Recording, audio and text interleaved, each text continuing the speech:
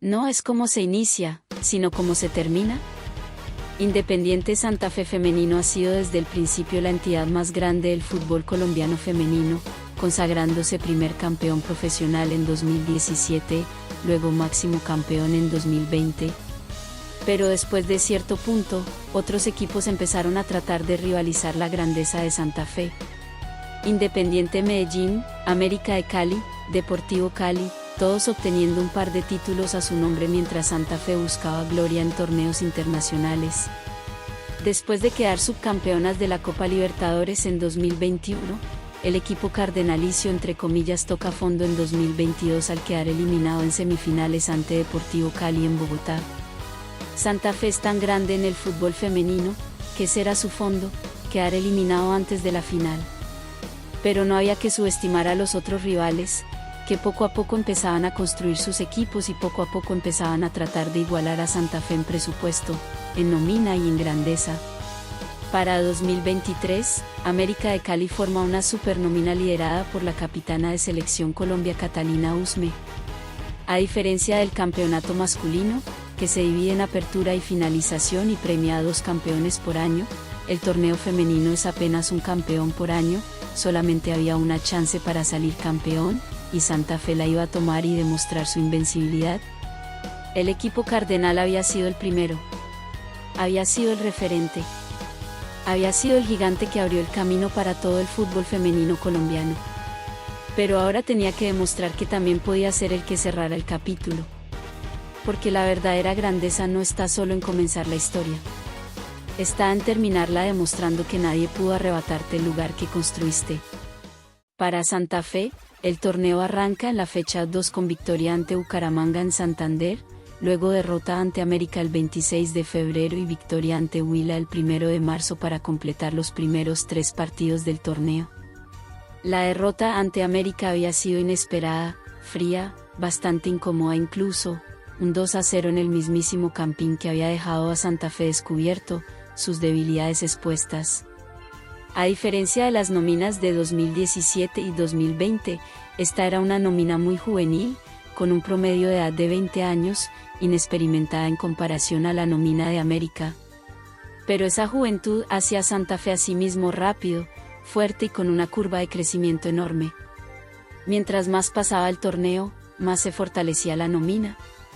Victoria ante Independiente Medellín, Boyacá Chico, 5-0 ante Deportes Tolima, y 5-0 ante Pasto. Santa Fe se consolida en el segundo puesto, solamente un par de puntos por encima de América. Llegaba la fecha de clásicos ante Millonarios y con ella la oportunidad de asegurarse en los cuartos de final anticipadamente y con la grandeza que Santa Fe requiere. 4 de mayo de 2023, Estadio El Campín de Bogotá. A diferencia de Santa Fe, que había formado su rama femenina con un presupuesto adecuado y que se había consolidado como la nómina más poderosa de Colombia, el Millonarios femenino se había conformado apenas como un requerimiento. Para disputar torneos internacionales, era ahora regla de la Conmebol que un equipo debía tener asimismo una filial de fútbol femenino, por lo que Millonarios tuvo que armar un equipo improvisado, amateur en su preparación y en su nivel. Después de un pésimo arranque, el equipo azul había logrado conseguir un par de puntos y acercarse a los 8 clasificados, pero ahora tenía que enfrentarse a un gigante invencible. Era el profesionalismo contra el amateurismo. Las tribunas del Campín, acostumbradas durante décadas a vivir rivalidades masculinas intensas, comenzaban también a sentir el peso de los clásicos femeninos. Poco a poco, el fútbol femenino iba encontrando su propio lugar en la historia de Bogotá. Pero sobre el papel, el contraste era evidente. Arranca el partido a las 3:15 de la tarde y es todo de Santa Fe por obvias razones. Roballo pone el 1-0 a los 5 minutos y Paola García pone el 2-0 a los 20 minutos y ahí se acaba el partido. Aunque sorprendentemente, Millonarios busca descontar en los minutos siguientes, no es totalmente indefenso como en años anteriores. Y es hasta tierno ver a un equipo tan débil tratar de imponerse a una fuerza como Santa Fe. Aroca trata un par de ataques pero ese no es su rol, la joven es defensa, no delantera, y los ataques se disuelven en el viento. Para las 5 de la tarde, se decreta tal vez lo inevitable. Independiente Santa Fe 2, Millonarios 0, Independiente Santa Fe clasifica a los cuartos de final del Campeonato Profesional Femenino 2023 a falta de 4 fechas para el final del torneo. Hubo un bochorno al inicio, pero la máquina invencible estaba de vuelta. Y cuando Santa Fe empieza a funcionar, el resto del campeonato vuelve a recordar una verdad que ya había aprendido antes, que el equipo que inauguró la grandeza del fútbol femenino colombiano todavía sigue siendo su referencia. Santa Fe termina en el segundo puesto del campeonato con 35 puntos, producto de 10 victorias, 5 empates y esa única pero molesta derrota en la fecha 3. Al terminar en uno de los primeros 4 puestos, Santa Fe es cabeza de serie junto a América, Nacional y sorpresivamente el Deportivo Pereira. El rival de Santa Fe para los cuartos de final es el 7º puesto, Cortuluá. Un equipo fundador de la Liga Femenina pero que ahora se veía forzado a fusionarse con otros equipos amateur para seguir existiendo. El ahora llamado Cortuluá Jumbo Industriales tenía que enfrentarse a un Santa Fe que venía de menos a más, y que cada vez se hacía más fuerte. El partido de ida es una victoria de Santa Fe por 2-1. Un resultado desfavorable para Cortuluá pero no desproporcionado, por lo que existía la esperanza de un buen partido en el Campín, por lo menos darle un susto a la fuerza más grande del país. 5 de junio. Estadio El Campín. 2 de María Camila Reyes, 2 de Heidi Mosquera, 1 de Eliana Salazar, 1 de Carla Biancha, 1 de Eni Higuera para un total de 7. Independiente Santa Fe 7. Cortuluá 1. Y lo peor es que esa no era la sorpresa más grande del torneo. La sorpresa más grande era que, en la otra llave, Pereira le había ganado al Deportivo Cali y lo había eliminado.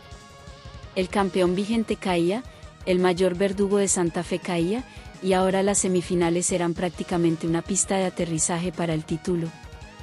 América seguía siendo un rival formidable, pero la eliminación del Cali quitaba del camino a uno de los obstáculos más grandes que Santa Fe había enfrentado en temporadas recientes. 14 de junio de 2023, Estadio El Campín de Bogotá. Atlético Nacional en el fútbol femenino siempre ha sido la eterna promesa.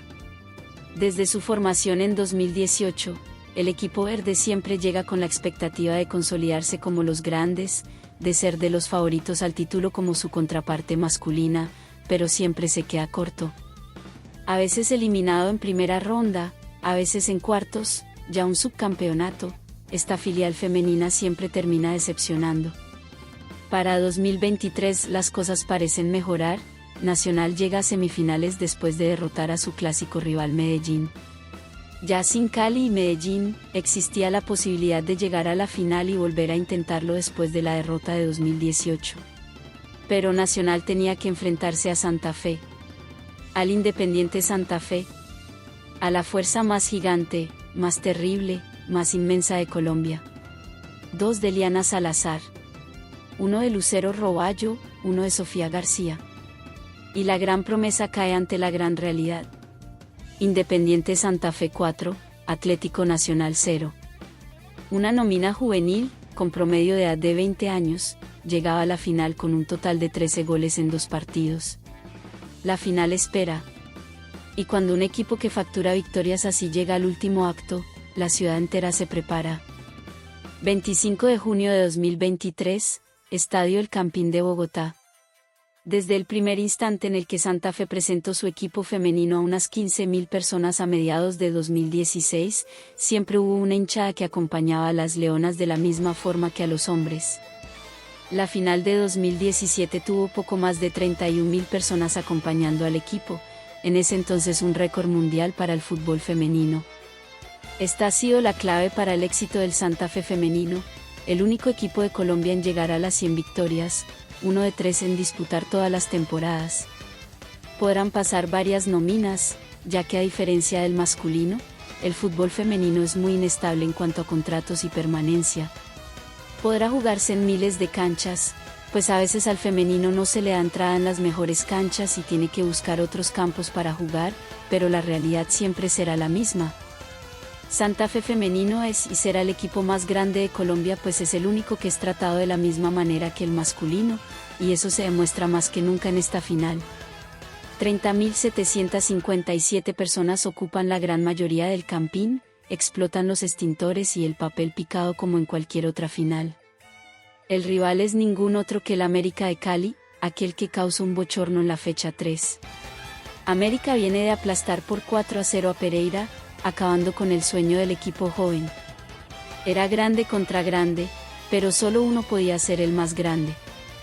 América tenía la goleadora del torneo Catalina Usme, a Natalia Giraldo, a Daniela Arias, a María Zamorano, figuras no solo de Selección Colombia sino de las épocas de amateurismo, ya señoras que llevaban jugando desde que no existía el fútbol profesional femenino en Colombia.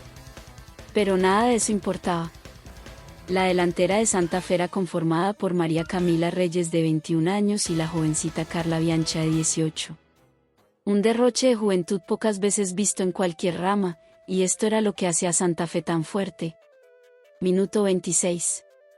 Otra juvenil, Daniela Garavito de 18 años entra para Biancha que remata de una manera un poco enredada, pero ese caos deja inmóvil a Giraldo, y el campín estalla. Lo que se esperaba después no es lo que sucede. Se espera que América vaya con todo y ataque como una bestia salvaje, pero en realidad, Santa Fe no sufre el resto del primer tiempo, pues está en total control del partido. No solo son más rápidas, sino mejor organizadas, y cuando por fin el calor inclemente empieza a cansar a las americanas, se cierra el partido. Minuto 82. Liana Salazar era la anomalía estadística en esta nómina tan joven. Ya con 31 años, la señorita había sido partícipe de los títulos de 2017 y 2020, consolidándose como una de las primeras ídolos de esta rama femenina. Ahora era la oportunidad de añadir uno más a su palmarés. Salazar centra, y al principio el centro parece irse muy lejos, pasando por encima de varios, excepto de Reyes. Sin ser alta, sin tener una enorme capacidad en el juego aéreo, Reyes conecta, y se arranca a llorar de la emoción, y el campín vuelve a estallar en júbilo. Independiente Santa Fe 2, América de Cali 0. Aquí en Colombia se suele decir que para un bravo, otro más bravo, y justamente, para un equipo grande, otro más grande. El más grande de todos. 30 de junio de 2023, Estadio Pascual Guerrero de Cali. El partido en Cali pasó rápido, muy rápido. Además de un gol anulado a América por fuera de lugar, es como si el tiempo mismo se apresurara para darle a Santa Fe lo que se merece. Los 90 minutos pasaron como agua, en medio de una noche estrellada hermosa. A las 10 de la noche, se decreta lo inevitable. El partido termina 0-0, y Santa Fe es nuevamente el indiscutible ganador. Un puesto que no tiene que compartir con nadie, que no es discutible con nadie. No fue una campaña como las de 2017 y 2020 en donde Santa Fe ganó todos sus partidos y le pasó por encima a sus rivales, pues ya el nivel había mejorado y los equipos eran cada vez más competitivos, pero sí fue otra campaña más en la que Santa Fe se demostraba el más grande. La historia de Santa Fe presenta 20 títulos, desde el primero ganado en 1948 hasta la Superliga de 2026. Pero a esas 20 estrellas se le tienen que añadir 3 más, las 3 ganadas por su rama femenina. Por Lacey Santos, por Oriana Altuve, por Nelly Córdoba, por Fanny Gauto, por María Camila Reyes, por Liana Salazar, por Diana Celis. Porque al final, es como si no hubiera un Santa Fe femenino ni un Santa Fe masculino, Santa Fe hay uno solo, el más grande de todos.